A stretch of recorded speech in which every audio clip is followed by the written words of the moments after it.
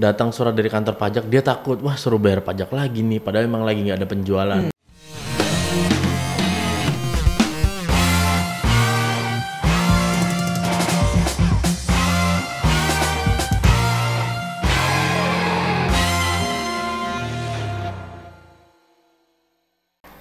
Assalamualaikum warahmatullahi wabarakatuh. Selamat datang di Studio 331 KPP Pratama Jambi Telanai Pura.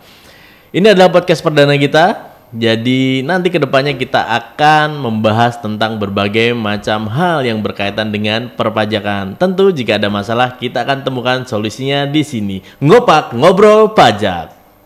Dalam kesempatan ini kita sudah kedatangan bintang tamu yang mana beliau ini adalah salah satu akun representatif di KPP Pratama Jambi Telanai Pura.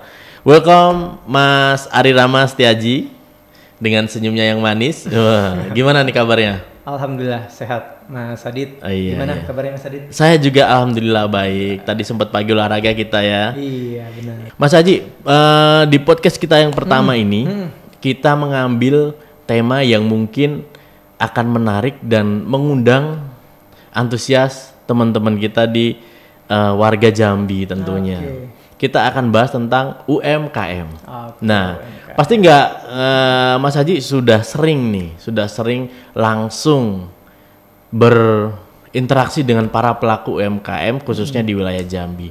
Tapi mungkin di bagian Jambi khususnya dan Kabupaten Muaro Jambi ini masih ada nih yang nggak paham nih apa sih UMKM. Kita langsung dari dasarnya aja. Pertanyaan saya adalah UMKM itu apa, jenisnya apa, dan ruang lingkup kegiatannya itu seperti apa? Oke, kalau pertanyaannya apa itu UMKM? Ya. Sebenarnya kan kalau dari definisi UMKM sendiri, pertama kepanjangan dulu. UMKM kan usaha mikro, kecil dan menengah. Siap. Nah, kalau di undang-undang pajak sendiri, di aturan pajak sendiri sebenarnya tidak secara eksplisit menyatakan UMKM, bahasanya bukan UMKM, tapi wajib pajak yang menerima penghasilan berdasarkan peredaran bruto tertentu. Oh gitu. Nah, jadi tertentunya itu ada batasannya. Nah, nggak? jadi yang kalau di pajak yang kita anggap sebagai UMKM adalah wajib pajak yang memiliki usaha dengan peredaran usahanya di bawah 4,8 miliar dalam waktu 1 tahun. 4,8 miliar dalam 1 tahun. 1 tahun pajak. 1 tahun pajak. Untuk para pelaku UMKM sendiri nih Mas Haji, ada nggak sih kewajiban mereka dalam hal perpajakan? Oh, pastinya ada. Ya, pertama mendaftarkan diri. Mendaftarkan, supaya punya betul. NPWP. Terus ketika udah punya NPWP, maka kewajibannya sama dengan yang lain, dengan wajib pajak yang lain. Menghitung, menyetorkan dan melaporkan pajaknya gitu. Nah, kadang kan para pelaku kegiatan usaha itu kan dia fluktuatif. Maksudnya kadang ada satu masa dia punya omset atau peredaran bruto yang tinggi. Ada di saat-saat tertentu dia emang benar-benar nggak ada omset. Nah, jelas kalau ada omset berarti tinggal dikalikan dengan tarif, ya kan? Tarifnya berapa? Nah, untuk UMKM sendiri itu aturannya khusus. Berbeda dengan usaha-usaha lain yang omsetnya di atas 4,8. Jadi di tahun 2018 itu ada peraturan pemerintah nomor 23 tahun 2018 yang mengatur bahwa untuk UMKM tarif pajaknya 0,5% tunggal 0,5 sampai dengan batas waktu tertentu. Nah, kan biasanya gini nih. Jika si wajib pajak, kita ngomong sudah pelaku usaha yang udah punya NPWP ya. Jika si wajib pajak dia biasanya bayar terus tiba-tiba nggak bayar, iya kan? Biasanya kan dari teman-teman Fiskus, teman-teman KPP Pratama itu kan nanti mereka melayangkan surat. Nah, iya kan? Nah, sebenarnya ada beberapa pelaku usaha tuh yang bertanya, apakah di saat kita tidak punya omset, kita punya kewajiban untuk melapor biar suratnya itu tidak datang? Atau di saat suratnya itu datang harus ngapain? Oh, iya. Gitu. Jadi bener banget tuh, di kantor pajak itu kan ada namanya seksi pengawasan ya, yang isinya AR-AR yang selalu mengawasi kewajiban perpajakan dari wajib pajak yang ada di dalam pengawasannya, wilayah pengawasannya. Seperti Mas Aji ya, iya, benar. AR ya, akun representatif ya. Oke. Ketika misalnya wajib pajak nih, biasanya setiap bulan ada pembayaran, terus tiba-tiba 3 bulan sama sekali kok nggak ada pembayaran lagi. Iya. Tentunya saya yang... Oh berarti batasnya 3 bulan tuh? Iya nggak juga. Oh nggak juga. Bebas ya, bisa 1 bulan. Gitu. Kalau care banget sama WP-nya kan pas 1 bulan nggak ada melakukan pembayaran setoran, kan, wah si AR kan bertanya ini ada apa dengan wajib pajaknya. Iya benar-benar. Siapa tahu ada kendala ya. Iya. Apakah ada kendala atau lupa atau memang usahanya memang bener lagi macet gitu ya. Karena bertanyanya via surat. Via surat. Nah, wajib pajak tinggal menjawab. Ya, kenapa tidak melakukan pembayaran di bulan yang dimaksud dalam suratnya? Oh gitu. Udah cukup. Berarti tidak harus terus, kan ada yang datang surat dari kantor pajak, dia takut, wah suruh bayar pajak lagi nih, padahal emang lagi nggak ada penjualan. Jadi nggak perlu takut ya. Nggak perlu takut. Cukup konfirmasi aja. Benar. Via telepon ataupun balas dengan media surat ya. Benar. Oh, oke. Karena memang sifatnya tadi kan final. Jadi untuk UMKM tadi dipermudah. Nggak sulit lagi untuk menghitung, langsung dikali tarif. Terus kalau memang ada omset maka dibayarkan pajaknya, kalau nggak ada ya nggak perlu bayar pajak dan nggak perlu konfirmasi ke kantor pajak.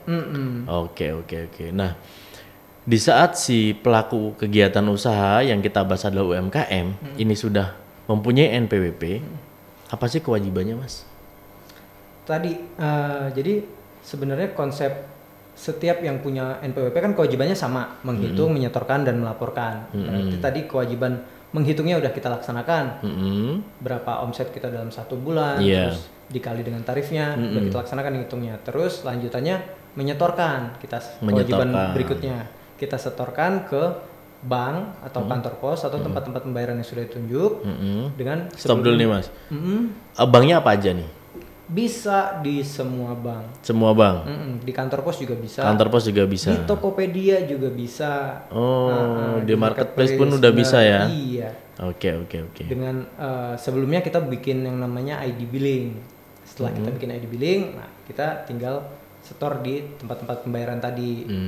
Gitu. Berdasarkan omset yang sudah sebelumnya kita hitung. Betul. Dikalikan dengan tarif 0,5 tadi ya? Iya. Oke. Nah, tadi baru menghitung dan menyetorkan. Kewajiban yang ketiga yaitu melaporkan. Pelaporannya ini cukup 1 tahun sekali.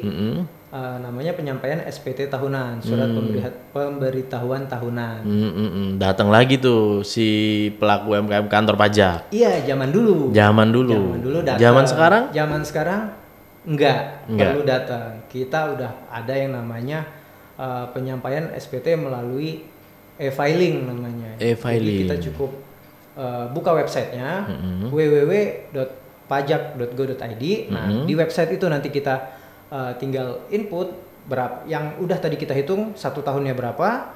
Nanti kita laporkan via e-filing tersebut. Yang penting udah punya akun, pilih lapor, pilih e-form. Setelah itu mungkin lihat video tutorial ya. Itu karena kita nggak akan ngejelasin di sini. Iya. Karena menurut saya detail kalau pengisian ya. Tapi paling nggak cukup kayaknya kalau kita obrolin sekarang waktunya. Iya, kelamaan ya. Iya. Tapi paling nggak kan teman-teman para pelaku UMKM kegiatan usahanya semoga tambah lancar dan jangan lupa untuk menghitung, menyetorkan dan melaporkan. Oke. Nah, kalau misalnya nih udah punya NPWP, terus udah bayar, tapi lupa lapor, sanksinya ada nggak nih? Sanksinya pastinya ada. Ada. Kewajiban ketika tidak dijalankan ada sanksinya. Makanya sebisa mungkin jangan sampai lupa untuk laporan, karena kan udah banyak nih jalurnya sekarang, bisa datang ke KPP bisa, atau yang lebih gampang tadi via online tadi, digital online. Nah, ketika misalnya kita lupa ngelaporin SPT tahunannya, kan batas waktunya untuk orang pribadi kan sampai dengan tanggal 31 Maret setiap tahunnya. Lupa, akhirnya baru keinget di bulan April. Bulan April, betul. Nah, ada sanksi Rp100.000 per laporan yang terlambat atau tidak disampaikan. Oh gitu, ada sanksinya. Tapi kewajiban untuk pelaporan ini, pelaporan untuk teman-teman UMKM nih yang omsetnya di bawah 4,8, itu ada nggak kewajiban pelaporan bulanan atau cukup yang tahunan aja? Cukup yang tahunan aja, karena yang bulanannya cukup dengan melakukan pembayaran setoran tadi udah sama dengan pelaporan. Oh gitu ya, jadi pelaporannya setahun sekali. Kalau telat sanksinya adalah 100.000. Iya ya. Mungkin kita nggak melihat nominalnya ya, besar kecilnya, tapi bagaimana bentuk kita menjadi warga negara yang baik, mengikuti aturan yang ada yang sudah ditetapkan oleh pemerintah. Punya NPWP, bayar dan lapor. Bayar kapan? Kalau ada penghasilan. Lapornya wajib. Oh gitu. Sekali, kan bisa di mana aja, kapan saja. Kapan via saja. e-filing tadi. Siap. Saya akan nyambungin dikit nih, karena ini masa pandemi. Saya dengar kan pemerintah ngeluarin insentif nih untuk UMKM di tahun 2020. Bener. Jadi si UMKM nggak perlu bayar pajaknya. Yang biasa dia store bulanan dari omset kali 0,5%, dia nggak perlu store. Betul. Namanya ditanggung pemerintah, cukup lapor. Iya. 2021 gimana Mas? Lanjut nggak ya? Nah, baru aja keluar aturannya bahwa insentif PPh final ditanggung pemerintah tadi diperpanjang. Melihat kondisi saat ini, maka pemerintah memberikan insentif ini sampai dengan bulan Juni nanti. Oh berarti diperpanjang sampai dengan bulan Juni? Iya. Oh berarti untuk teman-teman UMKM omsetnya di bawah 4,8 nggak perlu bayar lagi? Masih nggak perlu bayar. Tapi lapor? Tapi lapor. Oh kapan sih lapornya? Lapornya sama kayak batas pembayaran setiap bulannya sebelum tanggal 20 setiap gitu. bulannya. Iya. Via DJP online juga. DJP online. Berarti sebenarnya untuk para pelaku UMKM yang udah punya NPWP diwajibkan juga untuk punya akun DJP online ya. Iya. Kalau kesulitan tinggal datang ke KPP. Betul. Nanti akan dipandu untuk registrasi sampai dengan pelaporan selesai. Iya, betul. Oke, dari jam 8 sampai jam 4 sore. Siap. Oke, terima kasih banyak Mas Ari Rama Setiaji. Sama-sama Mas Adi. Terima kasih sudah ngasih informasi yang begitu bermanfaat buat kita. Dan semoga yang mendengarkan ini teman-teman pelaku UMKM juga nggak deg-degan lagi nih. Amin. Jadi wah takut nih mau punya NPWP karena nggak tahu apa yang harus dilakukan kalau udah punya NPWP.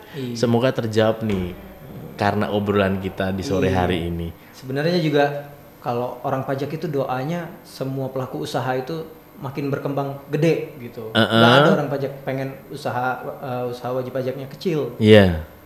Gitu. Iya, karena dengan berkembangnya usaha wajib pajak maka otomatis pembayaran pajaknya akan lebih besar juga. Benar. Semakin berkembang, omsetnya gede, pajaknya juga besar pula. Iya. Ya. Oke, terima kasih Mas Aira Mas Setiaji sudah mampir ke sini. Sehat-sehat terus, jangan lupa 3M, mencuci tangan menggunakan sabun, memakai masker dan menjaga jarak. Ada saya mau menyelesaikan statement saya, Anda ketawa. Ya, oke. Saya mau masuk telat terus. Oh, telat terus. Oke, terima kasih. Silakan dilanjutkan kembali. Nanti kapan-kapan kita ngobrol lagi di sini Studio 331. Siap. Oke, terima kasih. Kita akan ketemu lagi di episode selanjutnya tentu dengan topik-topik yang lebih menarik. Ngopak, ngobrol pajak.